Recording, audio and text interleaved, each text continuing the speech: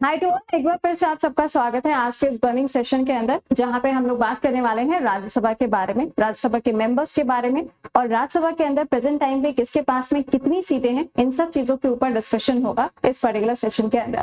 तो एक बार इस सेशन के लिंक को अपने फ्रेंड्स के साथ में भी शेयर कर दीजिएगा so that rest of the student can also join.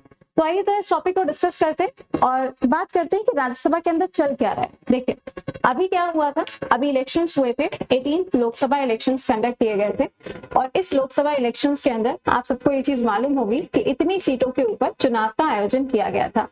इसके अंदर अगर हम बीजेपी की बात करते हैं तो बीजेपी के पास में जो सीट्स आई थी, जो टोटल नंबर ऑफ सीट्स आपको बीजेपी के पास में देखने को मिली वो थी 240, लेकिन बीजेपी प्लस टीडीपी प्लस जो आपकी ये जनता दल पार्टी थी या फिर जेडीयू जो थी, इन तीनों पार्टियों को मिला के जो टोटल नंबर ऑफ सीट्स थी वो कितनी थी, 290 थी।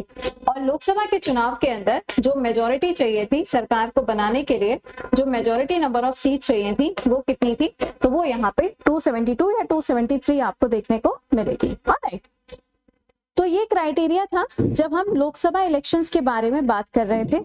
और लोकसभा इलेक्शंस में ये जो बीजेपी पार्टी थी, इन्होंने इन दोनों के साथ में अलायंस बनाया और ये बन गई एनडीए पार्टी। ऑलराइट, तो अब लोकसभा के अंदर जो मेजोरिटी है वो है एनडीए पार्टी की, जिसके अंदर 3 अलग अलग पार्टीज आपको देखने को मिल रही हैं और लोकसभा में जो अपोजिशन में बैठे हुए हैं वो है इंडिया अलायंस। लेकिन हमें बात करनी है राज्यसभा के बारे में। तो राज्यसभा के अंदर क्या चल रहा है उस चीज को जरा समझते हैं। देखिए राज्यसभा पे अगर हम बात करते हैं ना, तो राज्यसभा क्या है, परमानेंट हाउस है। ऑलराइट, उसके अंदर जो नंबर ऑफ सीट्स होती हैं अगर आप देखो तो मैक्सिमम 250 सीट्स आपको देखने को मिलती हैं। लेकिन अभी आप देखेंगे तो जम्मू एंड कश्मीर के अंदर चुनाव नहीं हुए हैं वहां की विधानसभा में, तो वहां की सीटें खाली हैं। और लद्दाख से भी आप देखोगे तो एक सीट आनी है राज्यसभा के अंदर, वो सीट भी अभी खाली है। तो टोटल जो सीटें यहाँ पर हैं वो है 245।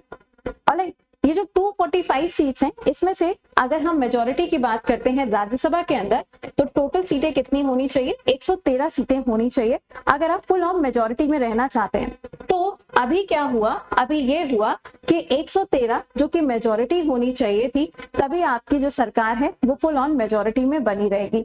फुल ऑन मेजोरिटी से फायदा क्या हो रहा है, जो हम बार बार फुल ऑन मेजोरिटी की बात कर रहे हैं। एक्चुअल में होता क्या है कि जब भी कोई पार्टी फुल मेजोरिटी में होती है तो अगर कोई भी बिल आता है तो उसको पास करने में आसानी होती है, कोई दिक्कत नहीं आती, कोई परेशानी नहीं आती।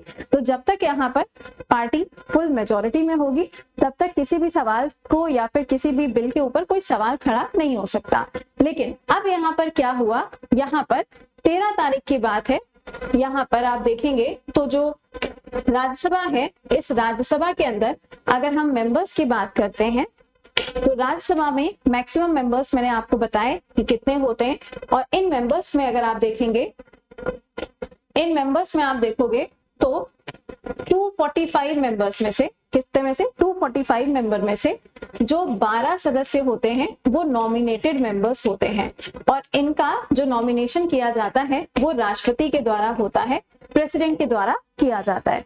और साथ ही साथ में ये जो 245 सीटें हैं, इन सीटों में से अगर हम 12 को माइनस कर दे रहे हैं तो यहाँ पर जो रिमेनिंग सीटें हैं, उन रिमेनिंग सीटों में से भी जो 11 सीटें हैं, यानी कि 245 -12 और -11, तो यहाँ पे जो -11 मैंने लिखा है ये वो सीटें हैं जो ऑलरेडी वेकेंट पड़ी हुई है राज्यसभा के अंदर, क्योंकि अभी कुछ जगह पे जो चुनाव है वो होना बाकी है। तो कौन सी जगह पे चुनाव होना बाकी है जिसकी वजह से ये 11 सीटें खाली पड़ी हुई हैं, तो यहाँ पर आप देख पाओगे सबसे पहले तो जो सीटें खाली हुई हैं उस चीज को हम समझते हैं कि यहाँ पे कैसे खाली हुई है। देखिए तो 245 सीटें थी जिसमें से 12 क्या थी, 12 नॉमिनेटेड थी प्रेसिडेंट के द्वारा।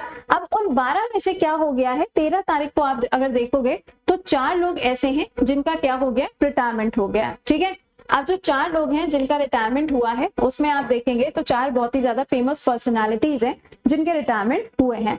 लेकिन उसी के साथ में 4 के नाम भी अभी आपको बताते, लेकिन उसी के साथ में 11 ऐसी भी सीटें हैं जहां पर अभी उपचुनाव कराना बाकी है। अभी जो उपचुनाव कराना बाकी है ना, ये आपको जम्मू कश्मीर दिख रहा है, असम है, बिहार है, महाराष्ट्र है, हरियाणा, तेलंगाना, एमपी, राजस्थान, त्रिपुरा, इन सभी जगह पे आप देखेंगे तो टोटल मिला के 11 सीटें अभी यहाँ पर वेकेंट पड़ी हुई है। लेकिन जो 12 नॉमिनेटेड मेंबर्स थे इन 12 नॉमिनेटेड मेंबर्स में से जो 7 मेंबर्स हैं, जो 7 मेंबर्स यहाँ पर हैं, उन 7 मेंबर्स की अगर हम बात करें तो ये किसी के भी सपोर्टिव नहीं है, यानी कि ना तो ये कांग्रेस के सपोर्ट में है और ना ही ये बीजेपी के सपोर्ट में है। लेकिन अब इस 12 में से जो 4 सदस्य हैं जिनका हो चुका है रिटायरमेंट, अगर हम उन 4 सदस्यों की बात करते हैं, है ना, तो ये 4 सदस्य बहुत फेमस नाम है। इनके नाम आपको देखो मालूम भी होने चाहिए, क्योंकि कई बार ना क्वेश्चन में आपसे पूछ लिया जाता है कि अभी हाल ही में ये नाम आपने सुर्खियों में देखा था, ये कौन है। तो सबसे पहला नाम सोनल मानसिंह। आई होप आपने ये नाम जो है सुना होगा। सुना है कभी सोनल मानसिंह का नाम? आई होप कभी ना कभी तो सुना ही होगा, है ना। तो पहला नाम क्या है?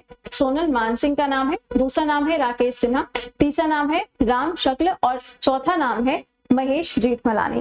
तो ये वो 4 पर्सन है जिनका हो चुका है रिटायरमेंट। अच्छा, तो क्या रिटायरमेंट के बाद में इनका रीअपॉइंटमेंट हो सकता है? जी हाँ, हो सकता है। लेकिन ये चारों के चारों जो मेंबर्स हैं ये बीजेपी पार्टी से बिलोंग करते हैं, जिसके बाद में, आप ध्यान से सुनिएगा, जिसके बाद में बीजेपी की जो नंबर ऑफ सीट थी वो हो गई है कम और बीजेपी जो है वो लूज कर चुका है अपनी मेजोरिटी। कैसे?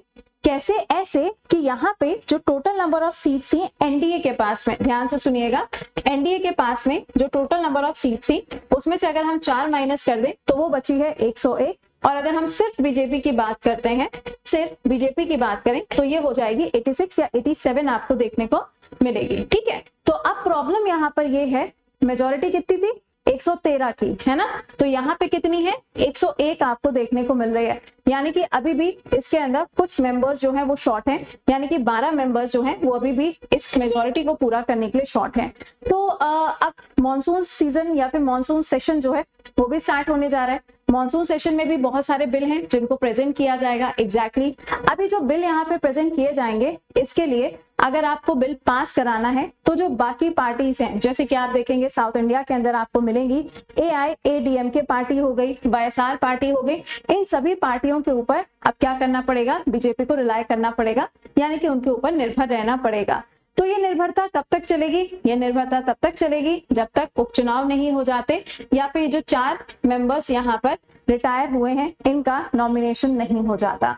तो ये चीज आपको देखने को मिल रही है। तो क्या अगर मान लीजिए मेजोरिटी चली गई है तो मेजोरिटी जाने के बाद में क्या राज्यसभा डिसॉल्व हो जाएगी? जी नहीं, राज्यसभा जो है वो एक परमानेंट हाउस है जो कि कभी डिसॉल्व नहीं होता और यहाँ पे जो मेंबर्स आते हैं वो आपके विधानसभा से, यानी कि एमएलए जो है वही लोग यहाँ पर चुन के जो मेंबर्स हैं उनको भेजते हैं, यानी कि ये रीडायरेक्ट, या आप कह सकते हैं यहाँ पे जो इलेक्शन होता है वो इनडायरेक्ट आपको देखने को मिलेगा। री इलेक्शन तो होगा, अगर मान लो जैसे कि सोनल मानसिंह है तो क्या दोबारा से अपॉइंट हो सकते हैं? बिल्कुल हाँ, हो सकती हैं, कोई उसमें परेशानी नहीं है, कोई प्रॉब्लम नहीं है। तो ये क्राइटेरिया आपको देखने को मिलेगा। तो मैंने आपको ये पूरा का पूरा जो आर्टिकल है वो समझा दिया है। आपको नंबर ऑफ सीट्स बिल्कुल भी याद नहीं करनी है, आपको सिर्फ ये 4 नाम याद रखने हैं। इनका जो कार्यकाल होता है 6 साल का कार्यकाल होता है, ये एक परमानेंट हाउस होता है। और यहाँ पे आप देखोगे तो आपको जो मेंबर्स हैं वो एक एक करके धीरे धीरे करके जैसे जैसे इनका टेन्योर पूरा होता जाएगा, रिटायरमेंट होता जाता है और नए नए नॉमिनेशन जो है वो होते जाते हैं। बट आपके लिए एक छोटा सा सवाल जो कि कमेंट बॉक्स के अंदर आपको आंसर करके बताना है कि राज्यसभा के अंदर जो नॉमिनेशन होता है, यानी कि राष्ट्रपति जो नॉमिनेट करते हैं वो टोटल 4 फील्ड से होता है। तो पहले तो उन 4 फील्ड के नाम लिखिएगा। दूसरा सवाल मेरा आपसे ये है कि जो विधानसभा है और विधान परिषद है, अगर हम विधान परिषद यानी कि लेजिस्लेटिव काउंसिल की बात करें तो वहां पे टोटल 5 फील्ड होते हैं, उन 5 फील्ड के नाम भी लिखिएगा। ठीक है, चलिए कमेंट बॉक्स के अंदर इसका आंसर करिएगा। मिलते हैं आपसे कल सुबह 7 बजे। टिल देन खुश रहिए, मुस्कुराते रहिए, keep learning, keep revising. Bye bye and take care to all.